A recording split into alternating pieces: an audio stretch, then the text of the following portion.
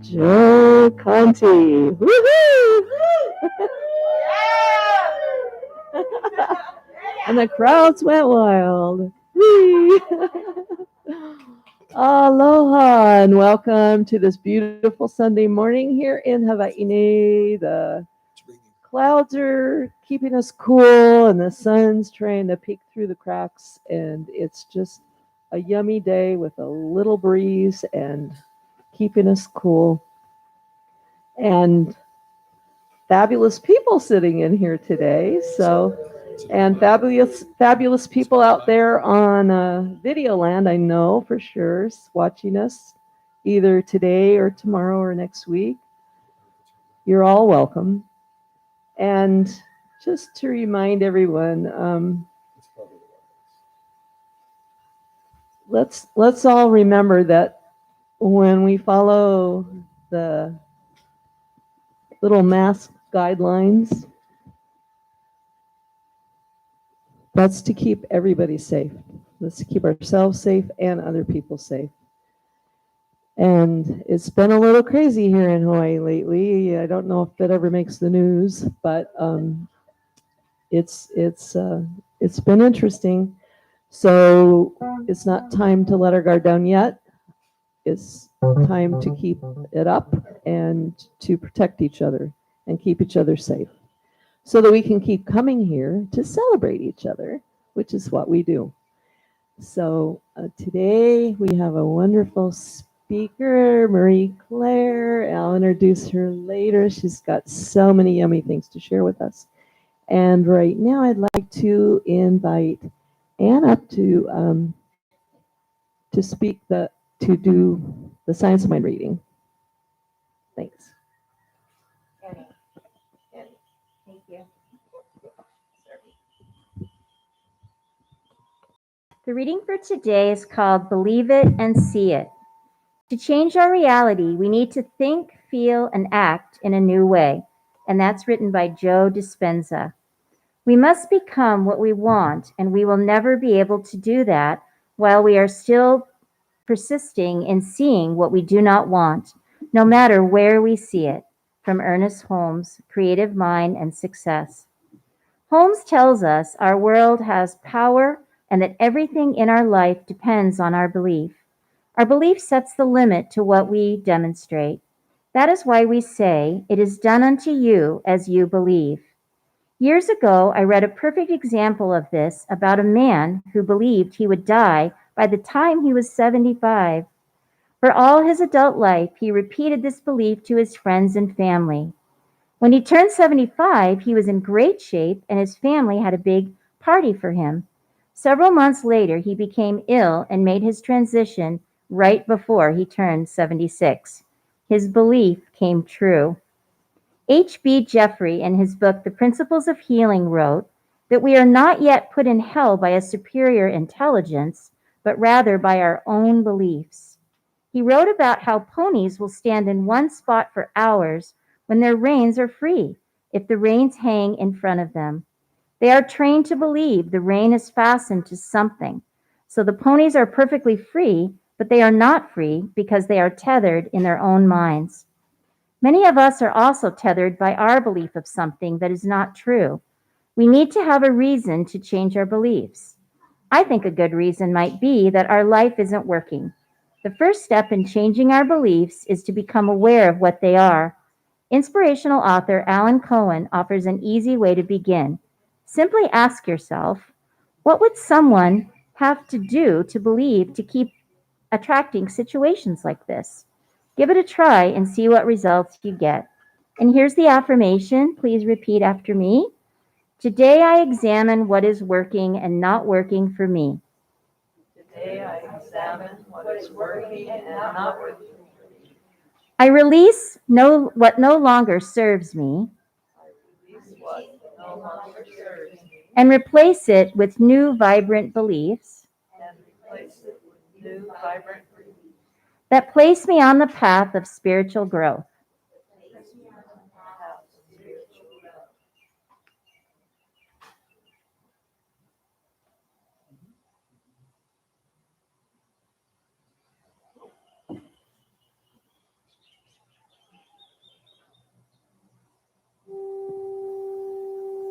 Okay.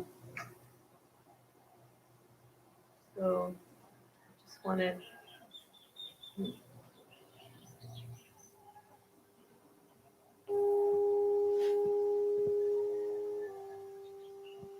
just wanted to remind everyone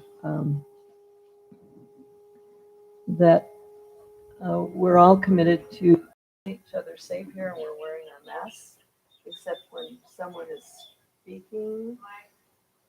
It died. Something wrong with that.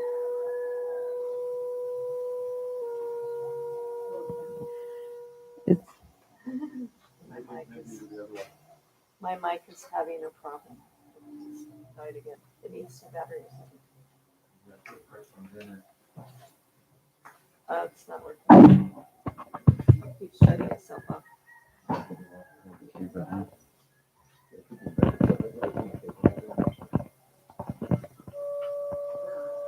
Okay. Technical difficulties, which Spirit is not in charge of. So the trustees want the center, everyone here to feel safe and welcome. And those of us who are here in front are committed to wearing our masks except when speaking or singing. And we're quite well spread out here on our lanai, and our lanai is completely open air. So if you ever think about maybe coming, you're certainly welcome, and it's a pretty healthy, safe space to come and be. So right now, I'm gonna do an opening prayer. Yeah. You know, I get asked to do this and I usually decline, but today I feel called. So I'm going to open with this chant, and then at the end of it, we're going to all move into silence and just pay attention to what comes up for us, okay? Sure. I'm pretty loud here.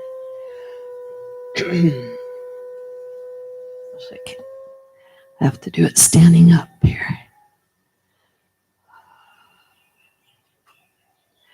Ho mai te mai luna mai ona me ahuna no ona mele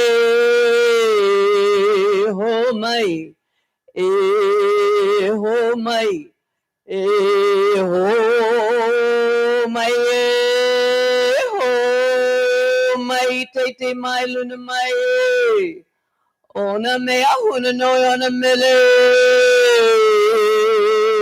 ho mai ho mai ho mai ho mai te mai luna mai ona me ahuna no ona mele ho mai ho mai ho mai yeah.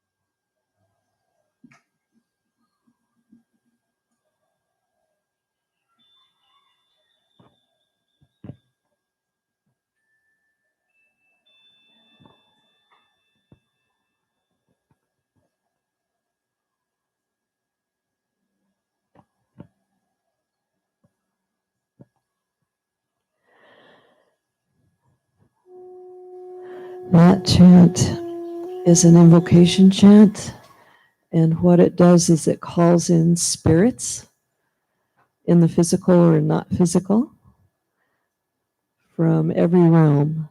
So if ever you just need to make a connection or to ask a question of your guides, guardians, ancestors, or even living people that might be on the other side of the world or over on the mainland or wherever they might be, you can use this to call them in and invite them to share with you. And I always get the most amazing messages. And I never know what to expect. So it's always a wonderful experience. So speaking of wonderful experiences, we're going to call on Joe for another song, please. See what happens.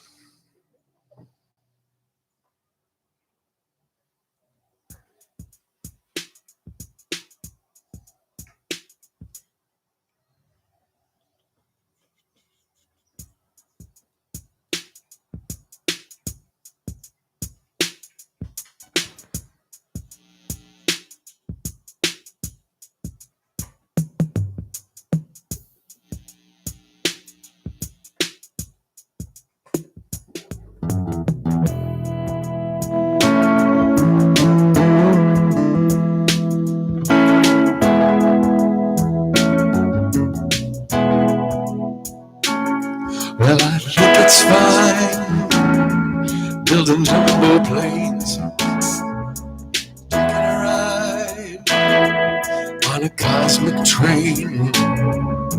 Switch on the summer from a slot machine. Get what you want if you want. You can get anything now. I know we've come a long way, changing day to day. Tell me, why do the children play?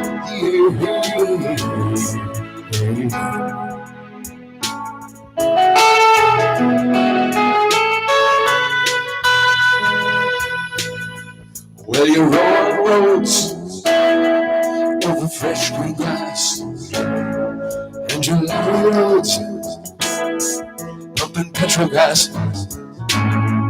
Will you make them long? Will you make them tough? Will you just keep going on and on till you can't get up? I know we've come a long way, changing day to day. Tell me, why do the children play? Where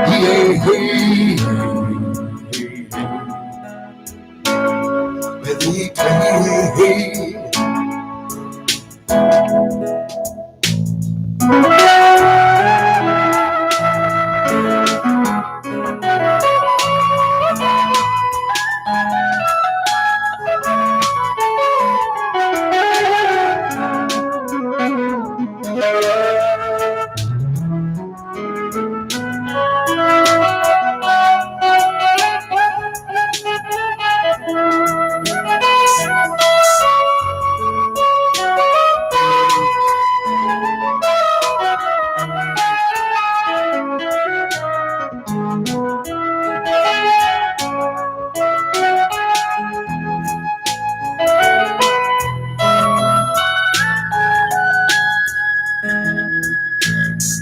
When they crack in the sky, screamers fill the air. Will you just keep building high till there's no more room there? Will you make us laugh? Will you make us cry? Will you tell us when to live? Will you tell us when to die? I know we've come a long way, we're changing day to day. Tell me, why do the children play?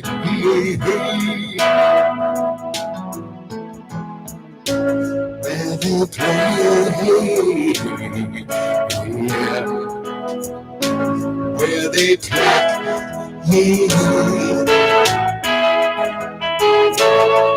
they play. Where they play.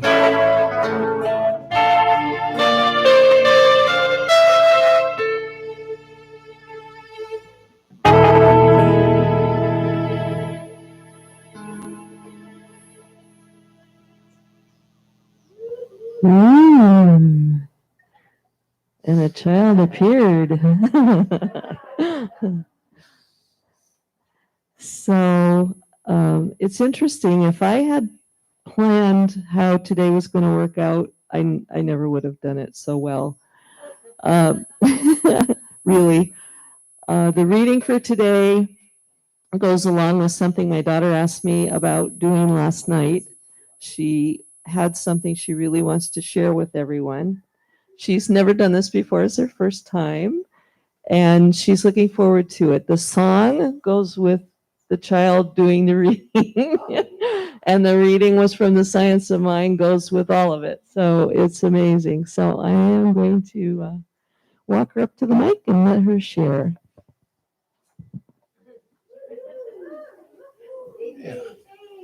Okay, come here. Okay, you gotta go right up to it. Okay, put your mouth right there. Get closer. Okay, now tell them what you want to share about miracles. Well, I like problems. I like problems because I think it's fun to see how it's solved.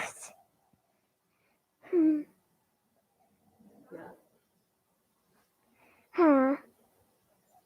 What kind of problem? I like any kind. How about what you think creates what? I don't know. What you think What? and say makes what? Mm. Come on. You told me yesterday. That's all I said What you yesterday. think and say Mm. creates miracles. If you think something and then something happens, right? Yeah. You say something and then something happens, right? Mhm. Has that happened to you lately? Yeah. Okay, well, will you tell everybody? All right.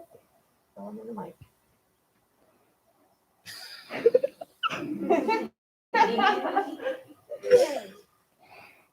When I think about what I want, it's just coming true all the time. Yay! All right. Okay, thank you. You wanna go play Mario?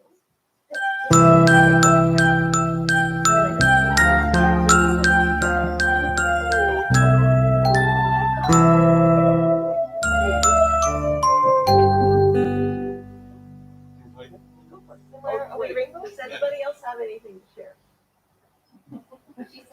Miracles. You have a miracle? I have a miracle. Okay. I texted my son the other day. I said, "What are you up to?" And I didn't see that he responded. And then the text came back an hour later on his iPad saying, "Are you home?" And then I pulled up his response that I didn't see. And he's living right next door to me in the apartment next door to me. Oh, wow. And he's holding his son who his wife just gave birth. And I was like, "Wow, cool. That just happened." So that was Wednesday. So that was bona fide miracle. However many people were in the room, and then there was one more all of a sudden. All right. Anybody else have something amazing and sparkling to share? Or ordinary? I feel one out there somewhere. I feel one. I have another miracle. Okay. Yes. There's no limit. I went from 5 gigs a week down to 0, and now I'm back to playing music again. Tommy Bahamas and other places too, and here. So that feels like a blessing.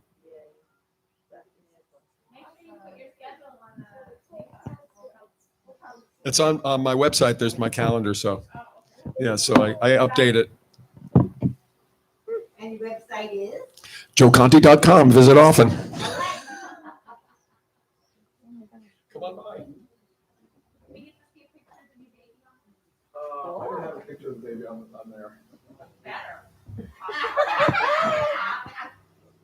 careful that that doesn't stay out.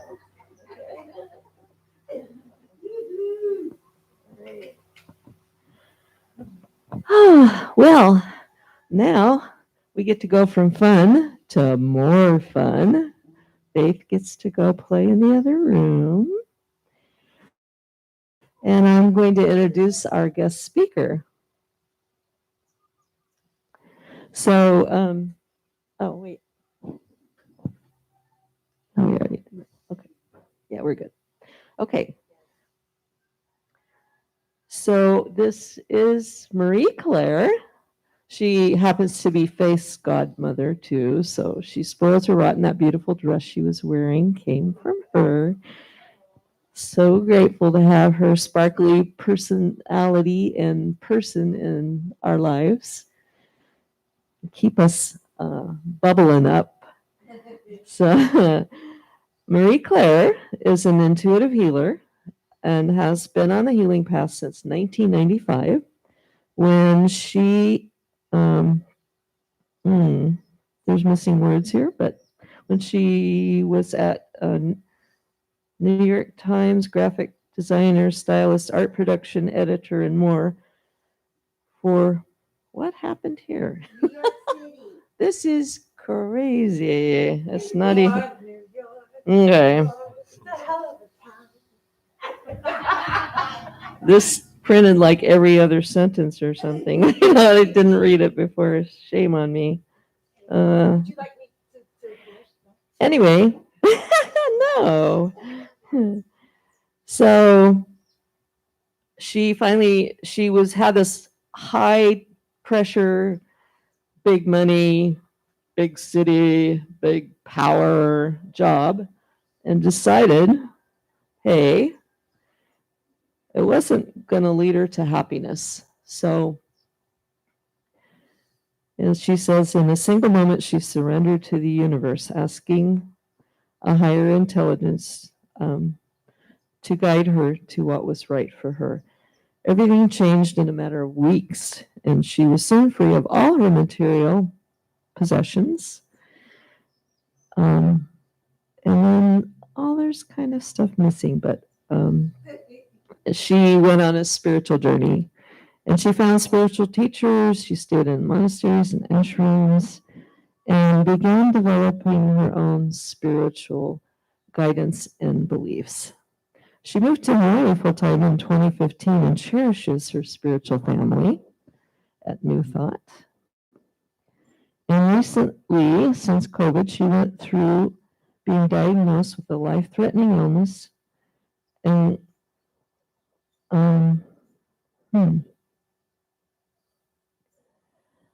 through healers and guides within our local community, she realigned herself with aliveness, vitality, lifestyle changes, and other things, and it worked. This past June 2021, all of her tests came back, and she's free of her disease, dis-ease. Her presentation is intended to inspire and bring hope to anyone struggling with healing. Through medical system, accessing source is the ultimate authority for guidance each step of the way. And on each level, physical, emotional, mental, and spiritual. Having fully cleared the illness, she is having a transformative experience. And my experience of Marie Claire since 2015 is that every day is a transformative experience for her and for anyone around her who's lucky enough to be in her presence. So with that, I'd like to literally hand the microphone to Marie Claire.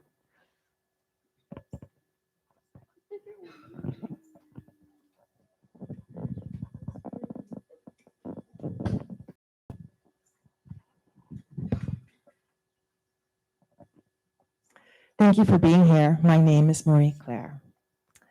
And my intention for this time we have together in this presentation is that every single one of us benefits and receives the exact information that Spirit wants to give them through me and through the story that I'm sharing.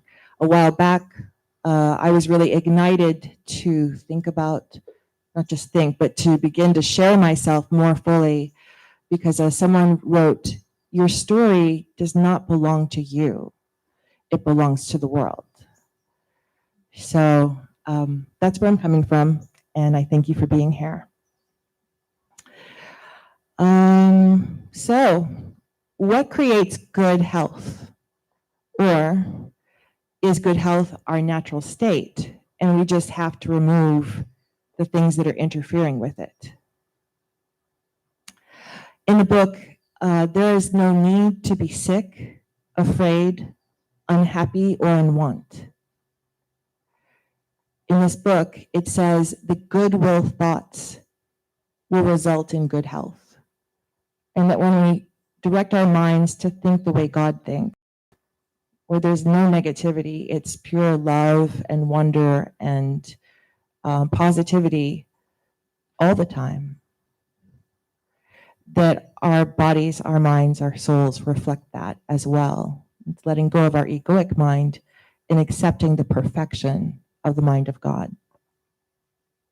When I say God, I just want to clarify this. I know it's a word that not everyone likes to hear or thinks of it the same way. I just want to say I'm thinking about, when I say God, I mean infinite intelligence. It could mean emptiness, consciousness, divinity, all-knowing, soul, self. However you understand the power which has created all of life force. Our minds are that powerful that if we think good thoughts and do good actions and align ourselves with the supreme consciousness, we flow that through our minds and bodies and into the world. And I do feel that that is the life purpose for every single person.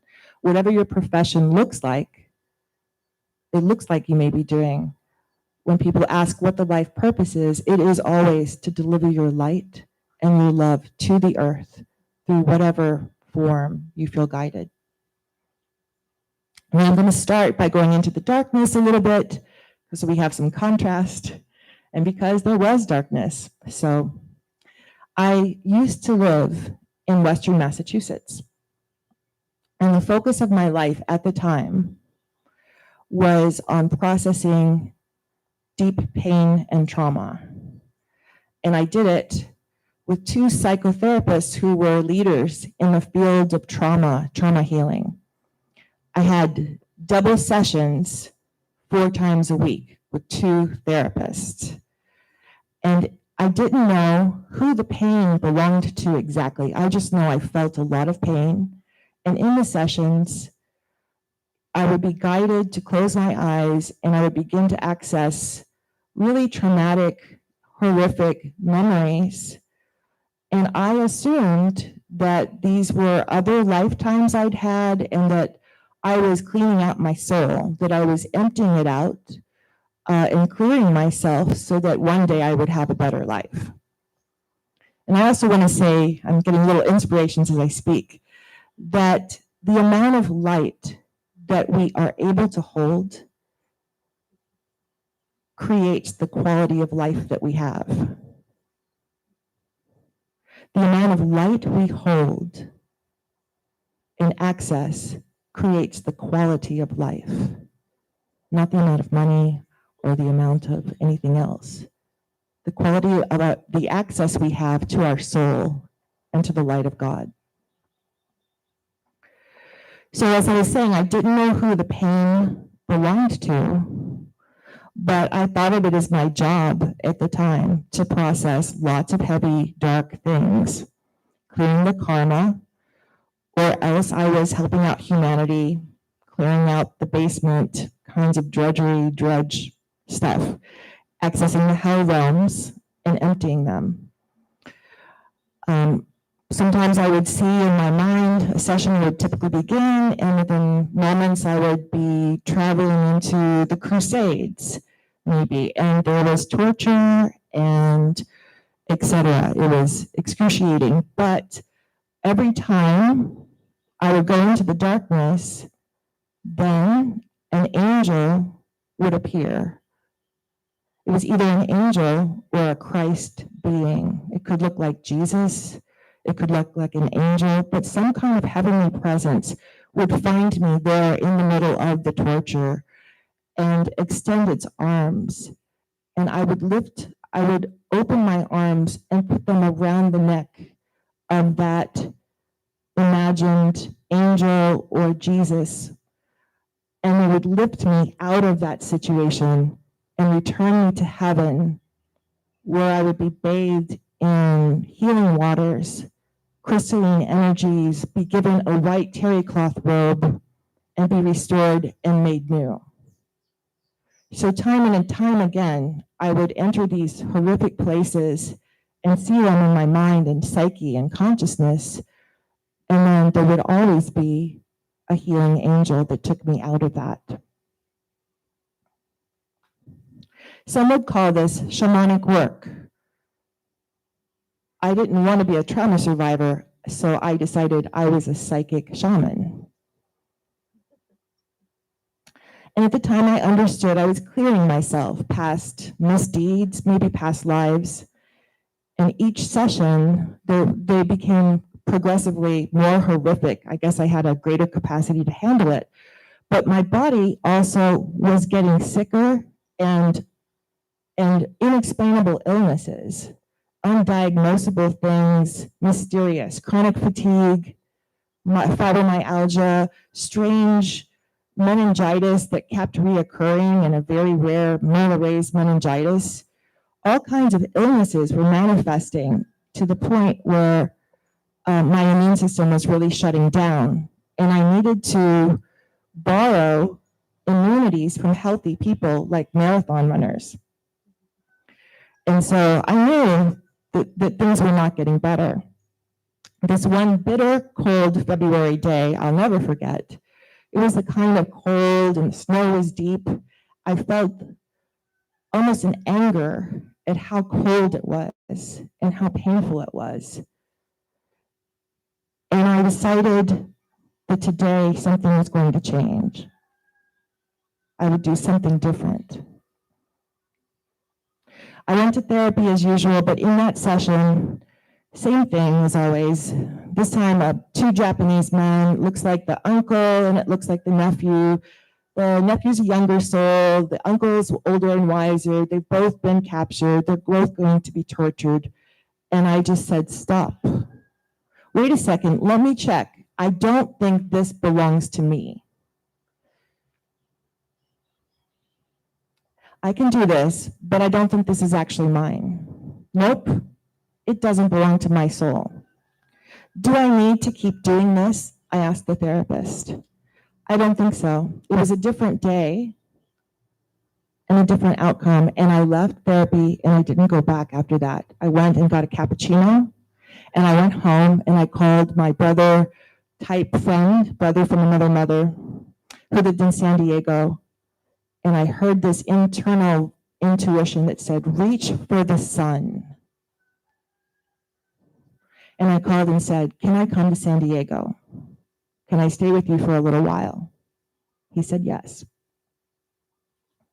There's a universal law that says whatever you focus your mind on, you will get more of. And mine had been focused on suffering, pain, and torture because I was raised Catholic. And as a child, I had a great example of how to live. I saw that suffering the way Jesus did, being flogged and crucified, was the way to God. And I wanted to be with God. I had wanted to be a saint. So I had taken on the suffering, thinking it was getting me closer, and it was getting me sicker. And my friend in San Diego opened his home to me. And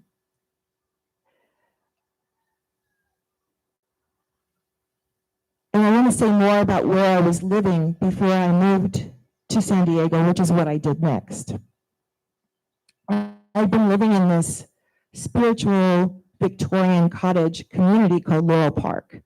It had been 100 years before, much like New Thought, where we have enlightened people or people with new knowledge coming through. It had been a spiritual camp 100 years ago.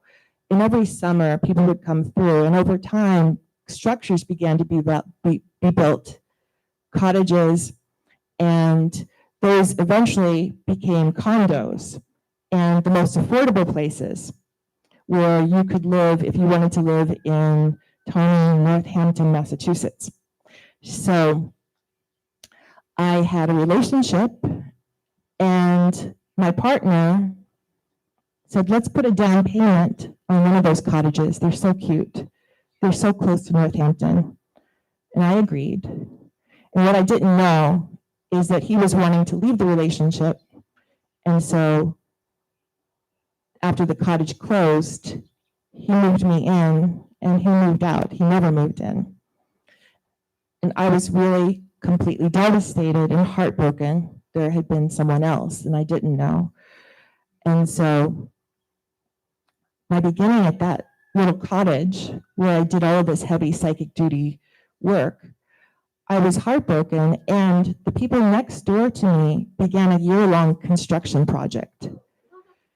Yeah, so loud banging, hammering from 7 a.m. onwards endlessly. And I'm a very sensitive person. I'm psychically sensitive and energetically sensitive, and there was nowhere else to go. And I felt like I was in hell. I shut down and I didn't make many friends. And the normal things I would have done to connect with neighbors, they had already heard about me. I was the woman who'd been left, and I was making trouble about the construction noise, and nobody wanted to seem to get to know me. And it was a very gossipy little community. And I just stayed indoors the whole time, would leave to go and do these heavy duty psychic therapy sessions and go back home for some respite at night, and the day would start again. So the moment that I decided to leave this environment and go to San Diego, the craziest thing happened. It was literally the contrast of that exact environment, the near opposite of it. I found a brand new community that was also full of Victorian cottages. It was named Harmony Grove. It was full of spiritual people and psychics, and right away things fell into place. They offered me a job playing piano in the chapel and the church, and I found the soul of yoga in Encinitas. I reached for the sun and I found the sun. I made all kinds of friends very quickly and very suddenly, and without thinking twice, I sold my house from a distance and decided not to go back. I was done with that chapter. Now, while everything was packed up in a moving van across country, during that time, I guess I was really vibing with the dolphins and with joy and happiness, because everything was, when you let go of the heaviness of suffering, that's what's left. It's who we truly are, is the bliss and the happiness. And the next thing I know, across Dolphin Podners, was an advertisement by Doug and Trish for a 2-week vacation rental at their beautiful dolphin home that I could afford. And I thought, should I do it? Like, even that seems like, is it too much? Like, I'm really so happy now, but Hawaii, that's like a whole other level. And I called to find out that when the movers would be delivering all of my home goods. And sure enough, the timing worked, and I said yes. I felt like I had found my heaven. And so I came to Hawaii, and then on the 5th day while I was here, my brother in San Diego called and said, turn on the television. San Diego was on fire. And sure enough, Harmony Grove and 27 homes, the church, everything was lost in the fire. So from that place, I was without a clue of what to do. I didn't have a home, all my new friends, all my new life. I didn't understand what the universe meant, what sign could be given when everything is just completely wiped out. I didn't know how to live. I didn't know how I would live. All I knew is that I had a place to stay, and the ocean was there with soft and gentle waves, And I could do things one step at a time, not even one day at a time. I could do things a step at a time. I could go to the ocean, and then the next right thing would be to get a mango smoothie from the South Kona fruit stand. And then the next guest meeting, I'd bump into someone I knew, and they'd have a good idea or give me some piece of information. And that became the next thing. It was a breadcrumb trail. I realized by living moment by moment, I was being directed and guided by a higher presence that I had surrendered my life to and truly was in charge. I kept hearing a soft voice inside of me saying, stay. It didn't say more than that. It didn't tell me how to stay. It didn't tell me what to do for a living. It didn't tell me anything. It just said, stay. So I stayed. I did not forward any of my medical records.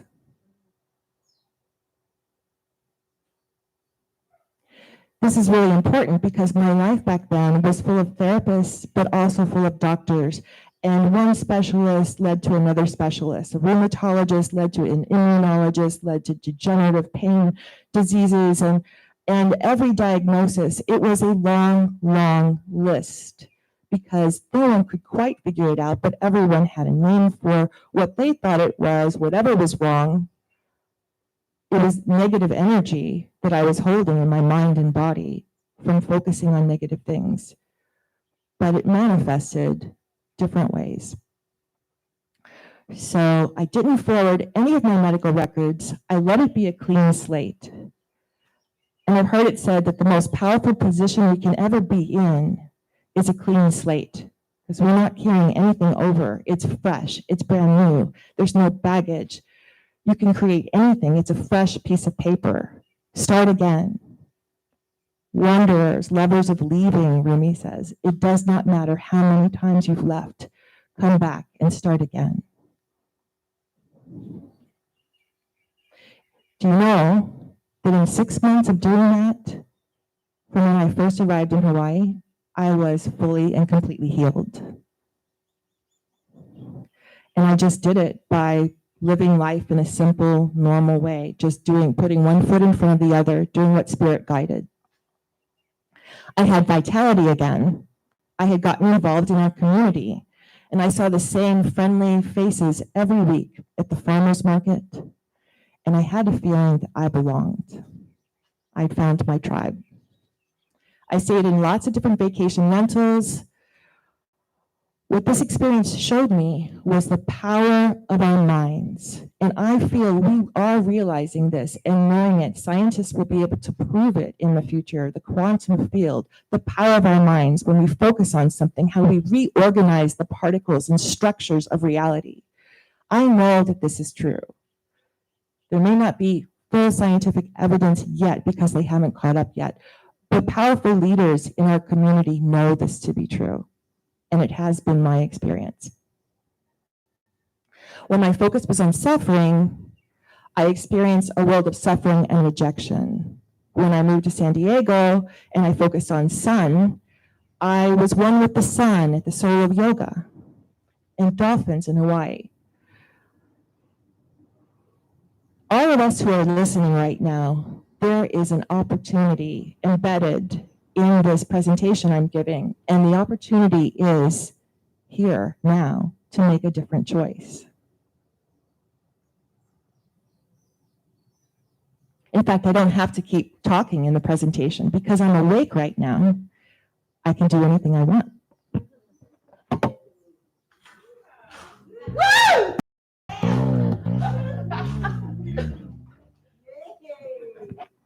I learned to do that during this recent illness. I don't love exercising. I will walk regularly with the dog, but I asked Spirit, show me a way of exercising that's really fun. And the trampoline showed up. So I began to put two and two together, and I thought about my whole life. Now, back in New York, when I had been involved in the magazine world of Connie Nast and Hearst and all those things, Martha Stewart, on Fifth Avenue, at lunchtime, I could walk down the street and see 100 people I knew. Everybody was an editor, a photographer, an art director, graphic designer, someone to do with the magazine circuit that had been my life. However, after I resigned from that job in that world, I started doing something entirely different. I started doing acting and music and was more the struggling actor. And I happened to have an audition that put me in the same location from 12 to 2 p.m. on Fifth Avenue a year later, and somehow I didn't see one person I knew. And that began, something clicked. I was like, how is this possible? I expected to see everyone, and I saw no one. The only person I saw that day was someone from my acting class on the subway. So I realized there are worlds within worlds, and that truly we are vibrating on a radio station or a particular frequency. And when we do that, we're attracting other people on that frequency. And literally the bandwidth is endless. I also noticed that when my Hungarian biological father came to town, all these Hungarian people showed up in my life. He was playing, his frequency was vibrating, and my mind was thinking Hungarian. And suddenly there was a pastry shop I never knew about, a bookstore, a Hungarian chamber ensemble at the Met, everything Hungarian. And the same thing was true with Judaism when I studied Judaism. Suddenly, every Thursday night at Zabar's, preparing for Shabbat. And, you know, I would run into everyone who was aligned with that. And I've noticed that wherever I go. In fact, I can even, you know, think something at the beginning of the day, like choose a vibration that I feel like, and that frequency will be with me throughout the day in the same way that we pick out clothes. Now, this happens to be what I think is the nicest outfit that I own. I wore it at the Four Seasons a few weeks ago. And to me, it's like luxury and ease, but I can also play and jump on a trampoline in it. So I'm in the frequency of luxury and vibration of today while I'm giving this and wanting to feel good, because we are talking about illness and disease. So when I was diagnosed with cancer last November, I entered the new world within our world in Hawaii, a world you wouldn't know about. And that world is full of oncologists and radiologists and lots of trips to Honolulu. And suddenly it's the secretive thing, and we don't really talk about it because it's cancer. And it's very serious and very grave. And what I heard from everyone was the same message. And when I say everyone, I mean the medical profession. I heard chemo. You need chemo, you need radiation. And that's what our medical profession has been trained to do and to offer. Cutting, surgery, burning, radiation, and poisoning, chemo, out of our bodies. And I know myself well enough to know that I'm a chemically sensitive person who can hardly stand it when someone smokes a cigarette. So how on earth would I be able to survive taking loads and loads of chemicals that are designed to make me barely be able to live and kill something in my body, and hopefully I'll survive it? I knew that that wasn't the way for me, but I also knew I needed serious help from God. The scariest of all the oncologists' moments was when a doctor said, you have, according to studies, let's put in the numbers, yep, it looks like you have a 17% chance that you'll be alive in 2 years. 2 years. What did you say? A 17% chance? When he said it, I knew better than to let it go into my mind. I said, don't listen to it. Don't agree with it. I told myself, don't let it in. But somehow, it really did affect me and found its way in. And I took it to God, the ultimate authority. And I said, okay, I need some help here. This is serious. And my decision is to live. And I'm going to survive this. but I need your help. How? And all I heard inside of me was the word plants. Plants, like green plants. Plants, nature. But how? I didn't quite trust it, so I said, I'm going to keep one foot in the medical world just in case, because I don't know how on earth plants are going to cure this. I felt like I'd been given a death sentence, which is what a diagnosis from a doctor often is. It's a spell. It's designed to overwhelm your consciousness if you accept it and believe it. And then you give all your power over.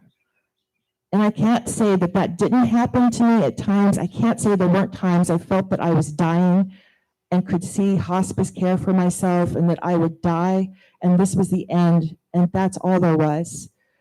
But I also knew the power of the divine and that I do have choice in this. I can make a decision and my decision is to live. And I stood in the rainforest during a hike and I felt all the oneness with all of plants and all of nature and all the universe and the cosmic Christ and the cosmic Buddha and anyone and everyone, the oneness of what was available and listening at that moment. And I said, I will survive and I will go on to help others. That is my choice. That is my decision. That is my response. Shortly after that, a beautiful man named Shiva moved onto the farm where I live. He offered yoga nidra sessions as an exchange, and he brought me huge pitchers full of turmeric with black pepper for absorption. He was the first. And the next I thought, who would be the most knowledgeable person about plants? I don't know that much about. And I thought about the longtime veteran in our community, the person I associate with veganism from the farmer's market, Randall Rupar. I called Randall and said, hey, Randall, I need some help. Here's what's going on. It's cancer. And I know you've done these frankincense cleanses with deep seawater from 3,000 feet below, with smoothies and miso soup. Would you be willing to come and help? And he said yes. He came with a huge blender. It was actually too big for the electrical voltage to handle. Overkill. And a bag full of organic veggies. And somehow we managed. I went fully organic, of course, and I drank pure filtered water that was energized with the thought forms, I am pure health. I am love. I am forgiveness. I am healing. Taped to the vessel. I did art, and I'd like to show what I did. Now, the art I do is transformational art. It's not designed for people to look at or be impressive or express my whoever I am. It's designed, it's a relationship I have with the canvas that I'm feeding back into my subconscious, which I know that our minds think in terms of pictures. And so what I did was this, and I just called it Blue Sky Clear. And what it doesn't necessarily have to mean something to you, but the process was breathing life, the ha, onto the canvas with intention, and writing prayers, and writing affirmations, and listening to music, Om Mane Padme Hum. Om Tara Tutari Turi Soha. Om, every power, every spiritual power I could think of, I embedded into the consciousness of this. And it was, yes, a simple dot, a simple blue dot. But I kept it with my medicine, with my supplements. And every time I saw it, I affirmed that I am clear.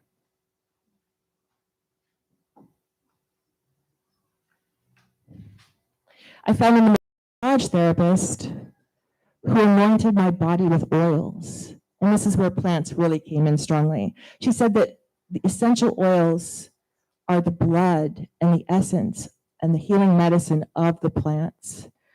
She used layer after layer of castor oil to pull out toxins and eucalyptus to clear.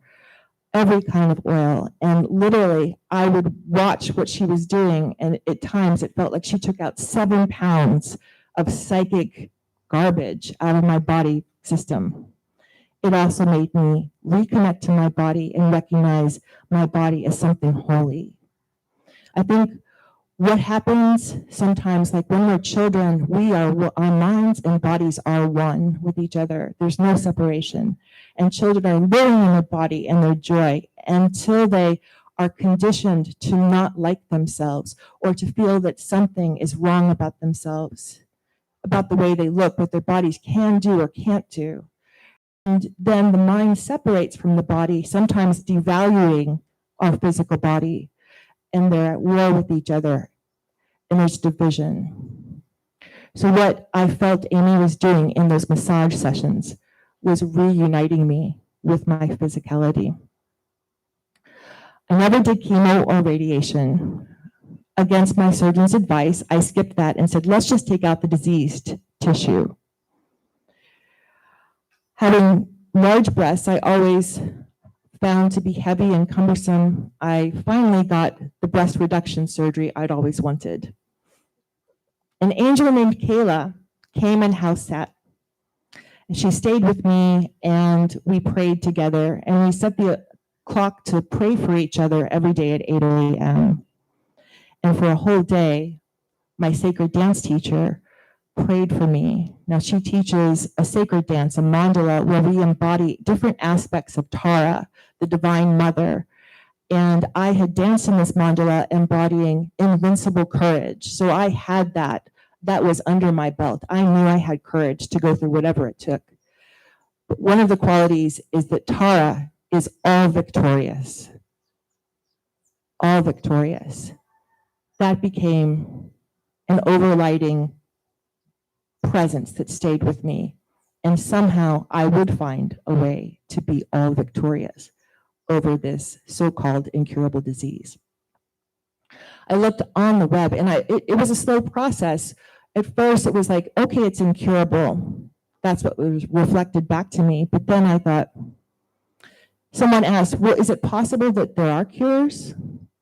And then I started researching, and people started showing up. They had completely reversed their health situation. They had completely cured themselves. There were $40,000 clinics in Mexico for sure. We know that it can be cured. I couldn't afford it, but it is possible that it can be cured. And then I did more research thinking, I don't know why everyone in the medical profession thinks that you can only do chemo, radiation, and surgery, but I'm looking for other evidence. And I looked on maybe the dark web. I don't know what it was called, BitChute or some site like that. And there were over 400 different things that are known to cure cancer, like chaparral and all kinds of special oils, all these different things, too many to list. So I began to allow that belief to enter my system. Now, how beliefs work is beliefs are always changing. Like at first we believe the world is flat, and then new evidence presents that it's round. And our belief, new evidence, okay, our earth is a globe. And then you become a flat earther and it's flat again. That's just a small example, but beliefs are always changing by nature. Nothing about beliefs are permanent. Something much deeper than that is bedrock, is conviction. When something goes from the level of mind that is the belief and it drops down into the unconscious bedrock level of conviction, it's fact. It is your core, part of your core operating system. You know it to be true in the same way we know that there's gravity right now.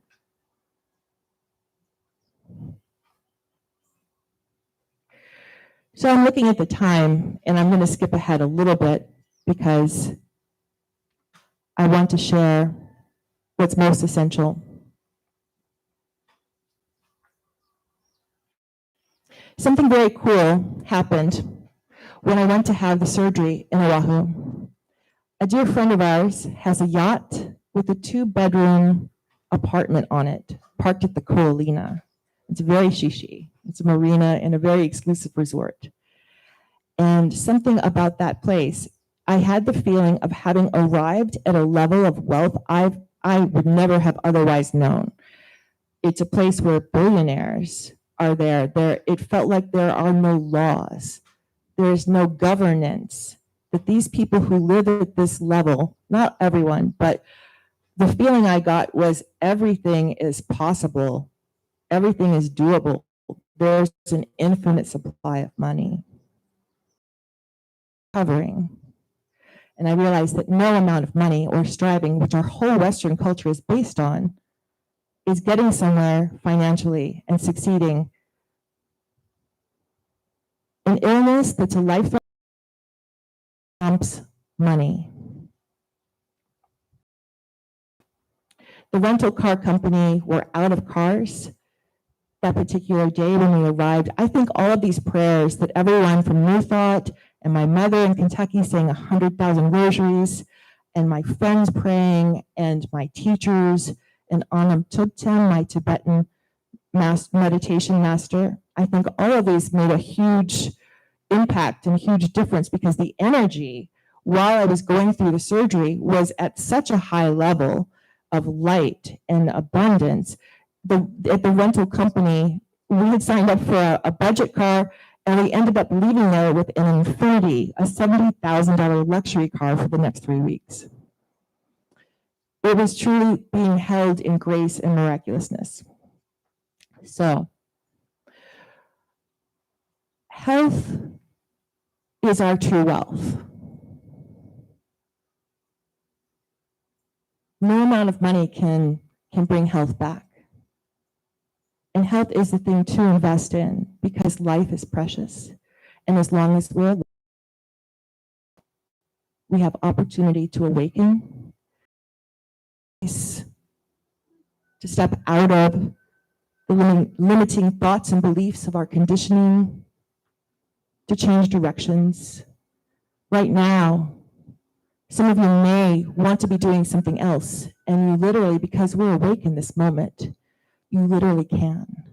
You can get up and walk away. It might not be polite. It might not be what you were raised to do, but we are free, and we can do that when we're awake. Life is what's precious and valuable beyond measure. Life is happening right now at this present moment. I can see the Tibetan flags in the back blowing in the wind. I can see Lisa breathing a deep breath and hear the roosters. As soft and gentle as this moment is, it's where the power is. The future is thought forms. The past is memory in our mind. There's a rooster crowing. Awaken. This is where the power is. And with this COVID thought form, it keeps us from being able to access the safety, the love, the presence, the unity, the wholeness of what is here right now. And this is the power that each and every one of us has. So we've been wrapped up in this idea, I would call it brainwashing. People have different opinions. But we bought into it globally as a consciousness. And the good news about that, and the exciting news about that for me, is that if we can all unify over something that's going to kill all of us, with fear and disease, we can also unify globally around something we do desire. We can unify world peace, abundance for every living being, freedom for everyone. Can I really jump on a trampoline right now? I wrote that into the speech, so I guess I had to do that.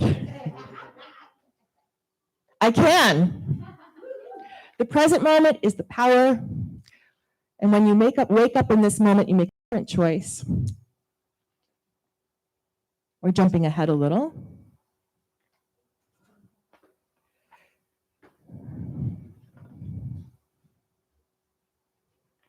Wow, we've made it past world peace. I honestly do believe world peace is inevitable. I mean, love wins every time. So we're all, my friend Sarua Benson said, what is, and the universe is blossoming, which means we're evolving in the direction of love and consciousness all the time. So it can only end in love, and love is always the answer. It's always the correct answer in any situation. And when you realize that, it makes it learning in the Earth School a whole lot easier. And while we may want to hold resentment or unforgiveness, love wins ultimately. What I realize that we all have in common is that everyone wants to live. Everyone wants to live, and we all want to avoid suffering. Nobody wants to suffer anymore. We all want to be healthy. We all want to be free. We all want to be happy. It's not in some possible future. That freedom is here right now.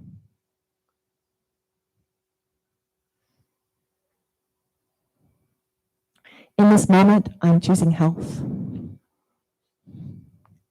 I am sovereign as a soul. I'm here to speak my truth, and I'm free. And I am having a powerful and amazing day, like I do every day. Regardless of what happens, I define it as positive. In some way, it's here for my benefit, for my evolution, for my growth. So might as well not resist it, might as well accept it, embrace it, and grow into greater love and greater power and greater light, because I am here to shine bright. I'm not giving my power to doctors, to labels, to what ifs, to an industry that thrives on sickness, a $1 trillion industry that feeds off of sick people, scared people. And I know that what makes me powerful is not an ego. I have the ultimate power because I have access to the creator being, to God. And we all have access. Now, God, how I think of God is that if we could just for a moment unite and listen to something beyond ourselves, beyond our fear, our opinions about who should get vaccinated and what it means and what if you do and what if you don't. But we could really reunite and listen and say, please realign us. You have a perfection, a plan of perfection for this earth. You have a plan of world peace. You are by nature goodness. You are by nature stability, not climate change. You are by nature order, divine order. There's a signal coming constantly from the center of the universe, the same way that a homing pigeon who delivers a message thousands of miles away and then flies back home knows to go back home. We know to go back home. We will go back home when we leave our bodies. We continue to live. We don't die. We live and live and live. But that presence is here now, here always. Home is where we pray, and when we pray, it's who we're contacting when we pray. Home when we love. We go home when we meditate. When we drop our minds and are in silence, we're home. When we're generous to others and forgiving. When we think good thoughts and good actions and do good acts. Life is truth, and we are eternal. Now is the only time that matters. My miracle came that I asked for when all of this happened. I asked for the miracle, and I knew it would come. I just didn't know when or how. It came here when Dawn Burnett was doing one of her drummings. She does those for solstices and equinoxes. We were all laying on the floor, and Hank Wesselman had just transitioned out of his body. And he was one of my guides during that drumming, that shamanic drumming. And without any expectation on my part, out of nowhere, the miracle came in a few simple words. I've cleared the cancer for you.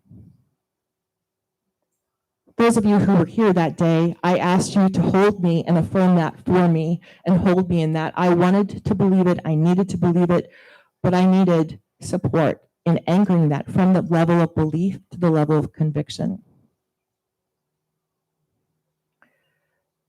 Within 2 months, I received the news. I already had the feeling of being all victorious. I had driven to where the Ironman hotel is that has the pictures of runners finishing the race, and I was going to finish this as well. The feeling of victory, the feeling of triumph.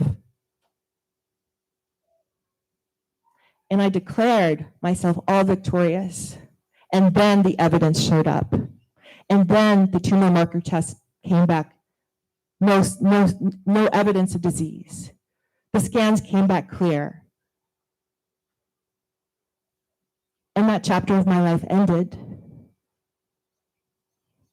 And I gained something so precious because now I have the freedom and power of choice each and every moment.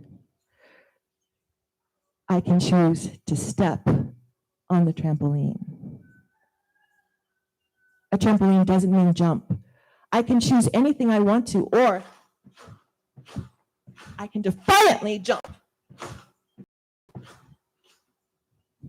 Because there is anger I have that this knowledge is kept from us. So I wasn't expecting to go there, to feel defiance and to feel anger. I'm trying to see if there's a happy ending here. Something uplifting, something joyful, a joke. Well, all I'm going to say to end it really is that if you are dealing, whatever you're dealing with, if it's a chronic illness, if it's a diagnosis, you have power. And you have the power of prayer, and you have the power to ask for help. And help will be given to you. That nothing is absolute. No one knows how much time we have, but that we have a lot of power over what we think, what we create, and what we do with our lives. And we have power in each and every moment. Thank you.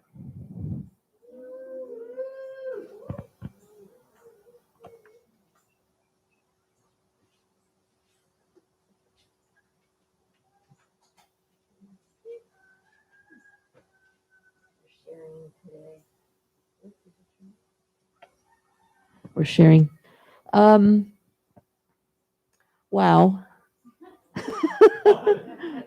That's all I have. Wow. It works for me. Thank you. For wow is Mahalo nui loa. Can't think of any better way to express it. Thank you for opening up and sharing and bringing us all in on your journey. That's how we all learn, is by sharing our journeys. And don't think we need to hold back or be afraid. And it's always about just asking for what we need. And right now, I need a song from Joe as we give everyone here the opportunity to support New Thought Center of Hawaii. We have our offering bowl up here. You can come and place something in it if you wish. We also, I do mine online. I just go on my little iPhone and I go to PayPal and I make my gift through PayPal to New Thought Center. You can do it that way. If you're at home or watching from somewhere else in the world, you can also use PayPal, or you can mail a check to New Thought Center here. And our mailing address is on our website. So we do live in this world that does need money in order to keep operating. So while we don't have rent to pay here, we have other bills that we do need to pay. So, and plus, what we really do is love to support our speakers, our presenters, and our musicians who we are so blessed to have here. So that's where your contributions go. And we really appreciate every gift that you can give from an open, loving, and full heart of abundance. And may you all be blessed.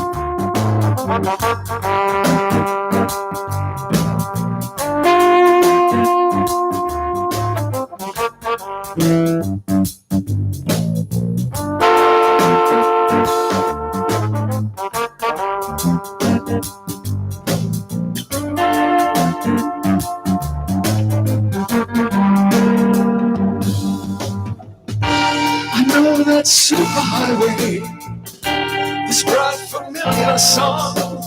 I guess that I'm the lucky one who rode that tide seesaw, set on this peaceful shore. You think you've heard that one before? Well, the danger on the rocks is surely past. Still I remain tied to the mast. Could it be that I have found my home at last? My home at last.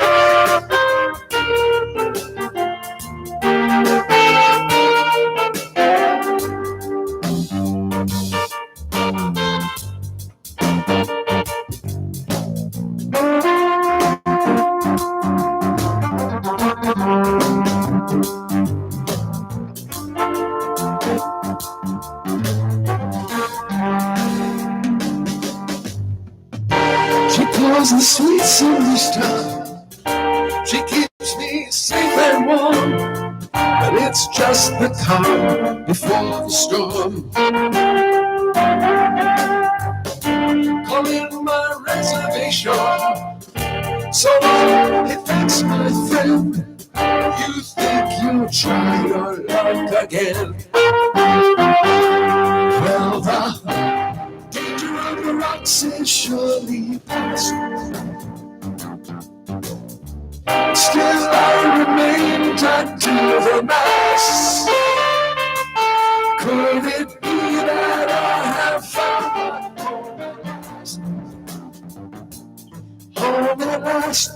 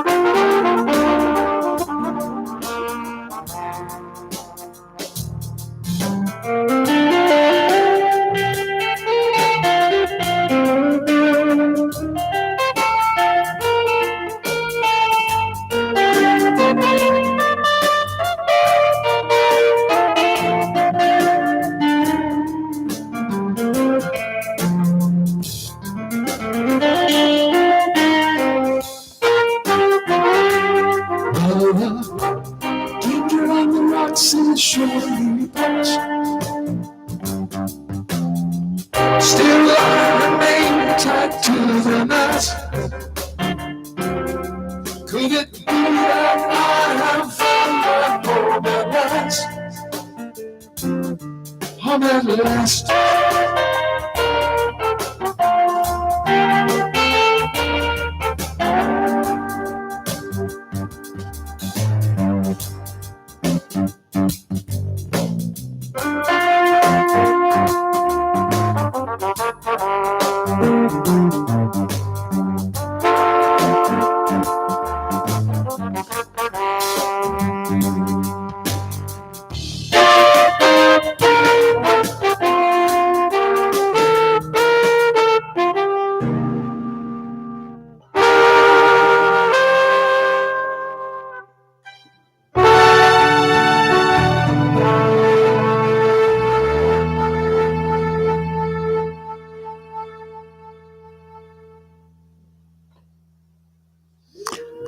Mahalo, a song about a journey. Not by journey. So is this your first grandchild? No, first grandson. Grandson, okay. Woohoo! You are so blessed. Wow. Is that, where do they live? Where are you? What island? Oh, here. My son lives on the property. My grandson lives right next to me. Wow, that is so cool. Woohoo. We have so much to celebrate. If only we would open our eyes and ears and look around and see what's out there. We're so blessed. Speaking of blessings, we have a lot of things coming up at New Thought Center. For the next 3 Sundays, we're going to meet in person with safety rules.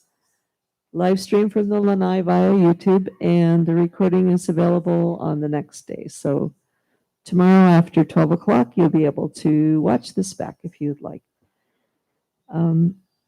Next Sunday, the speaker is going to be Pomaikai Kulan. I wonder who she is. And her title is Remembering to Smell the Roses. I can give you a little hint. It's going to be primarily about when we purchased this property that we're currently in and what led up to it. It's kind of that was an adventure, I'll tell you, and a walk in faith, totally. And then the following Sunday, Manuel Roberto is going to be here and and his wife Bernice, and they're going to be celebrating John Mastami. I love when they come do that. It's always so amazingly special. And if for those of you who don't know what that is the birthday of Krishna. And then the week after is Phil Centers, who is a devotee of Rudolf Steiner, and he's going to be talking about his place in our time.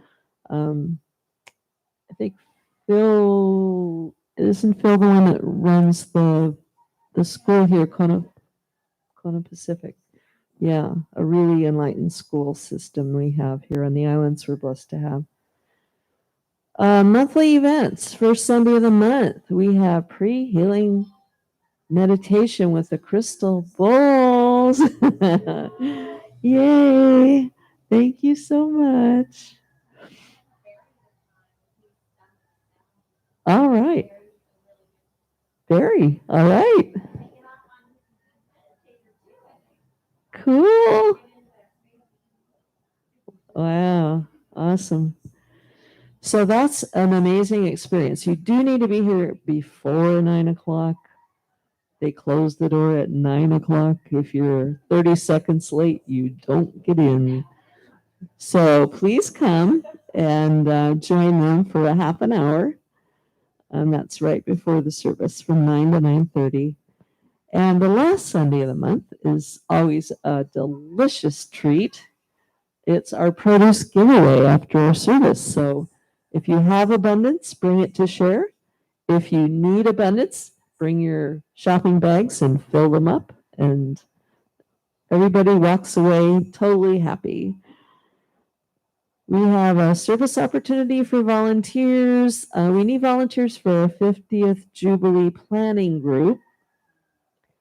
And as you may or may not know, we're going to turn 50. I wish I was. I remember that. So the church is going to turn 50 this September. And so we also need Sunday service volunteers, facilitators, greeters, tech support, produce giveaway, czar. Posh is getting more adventurous. I love it. She's coming out of her school mode and into her playful mode. And it's so great to see Rob here today. Yay! Haven't seen you for so long. And if you want to be on our mailing list to find out what's happening every week and get a weekly e-newsletter, you can sign up on our website for that. And if you decide you don't want to get the weekly newsletter anymore, you can unsubscribe really easily also. So you can also find New Thought information on Facebook. I'm not sure about that.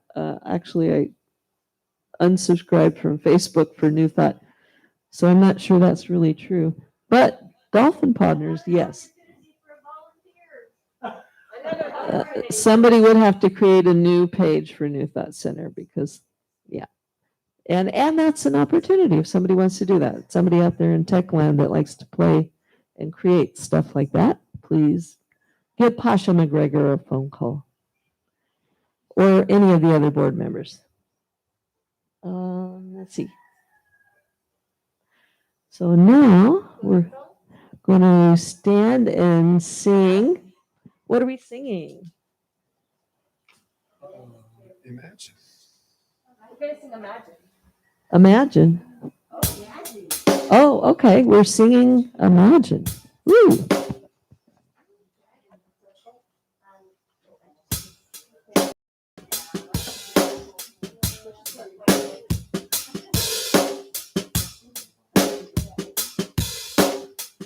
Testing. Is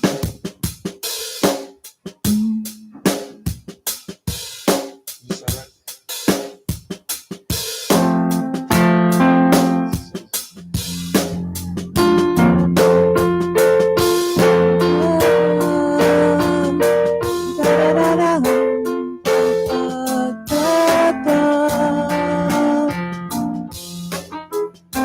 Imagine there's no heaven. It's easy if you try. No help below us. Above us only stars. Imagine all the people living for today. Imagine there's no countries. This is hard to do. Nothing to kill or die for. And no religion too. Imagine all the people living life in peace. You may say I'm a dreamer, but we're not the only ones. I hope someday you'll join us, and the world will leave us right.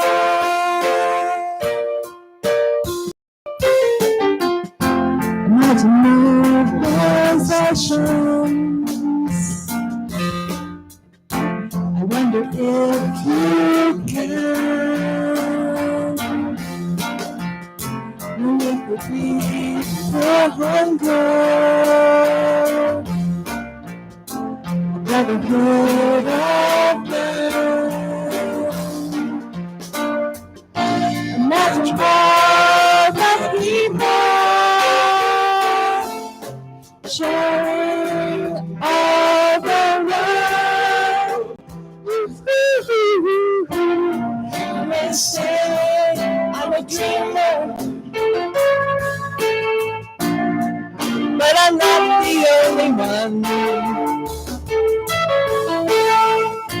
I hope someday you'll join us,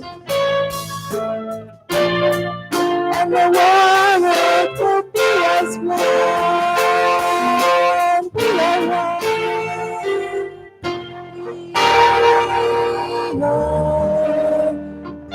We are one.